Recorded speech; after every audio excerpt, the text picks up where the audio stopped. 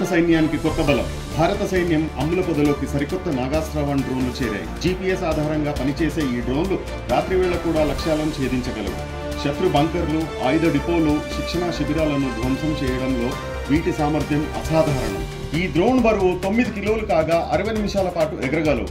సుమారు 1.5 కిలోల పేలుడు వార్హెడ్ పరికరాలను మోసుకెళ్లగల సామర్థ్యం వీటిది. దేశీయ పరిజ్ఞానంతో నాగ్పూర్కు చెందిన సోలార్ ఇండస్ట్రీస్ ఈ డ్రోన్లను తయారు చేసి సైన్యానికి అందించింది. ఆత్మాహుతి డ్రోన్లుగా పేరుగాంచిన నాగాస్త్ర-1తో సైనికులకు మరింత శక్తి లభించింది. బాంబు బెదిరింపుతో ఉలిక్కిపడిన ఆగ్రా. ప్రపంచ ప్రఖ్యాత తాజ్మహల్ కు బాంబు బెదిరింపు మెయిల్ రావడంపై కలకలం రేగింది. ఉత్తరప్రదేశ్ టూరిజం కార్యాలయానికి చెందిన ఈ మెయిల్లో తాజ్మహల్ ను పేల్చివేస్తామని హెచ్చరించారు.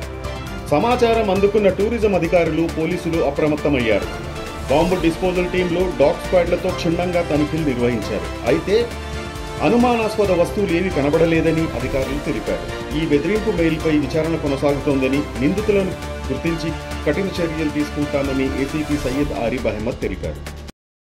గోల్డెన్ టెంపుల్ వద్ద కాల్పులు. త్రుటిలో తప్పించుకున్న పంజాబ్ మాజీ ఉప ముఖ్యమంత్రి సుఖ్బీర్ సింగ్. పంజాబ్ మాజీ ఉప ముఖ్యమంత్రి శిరోమణి అకాలీదళ్ నేత సుఖ్బీర్ సింగ్ బాదల్ పై దాడి జరిగింది. దాల్ ఖాల్సా కార్యకర్త నారాయణ్ సింగ్ చౌరా అనే వ్యక్తి పిస్టల్తో కాల్పులు జరిపేందుకు ప్రయత్నించినట్టు పోలీసులు తెలిపారు. సుఖ్బీర్ సింగ్ బాదల్ కు ఇటీవల అకాల్ తఖ్త్ మత సంస్థ శిక్ష విధించిన నేపథ్యంలో ఆయన అమృత్సర్లోని స్వర్ణ దేవాలయం వద్ద సేవాదారుగా విధులు నిర్వహిస్తున్నారు. వంట పాత్రలు శుభ్రం చేయడము, చెప్పులు తుడవడం వంటి పనులు చేయాలని అకాల్ తఖ్త్ ఆదేశించడంతో ఆ శిక్షను పాటిస్తూ మంగళవారం దేవాలయానికి వెళ్లిన సమయంలో దాడి జరిగింది. కాల్పుల యత్నంలో సుఖ్బీర్ సింగ్ కు స్వల్ప గాయాలైనట్లు సమాచారం. ఈ ఘటనతో దేవాలయం పరిసరాల్లో ఆందోళన నెలకొంది. పోలీసులు ఘటనపై దర్యాప్తు చేస్తున్నారు.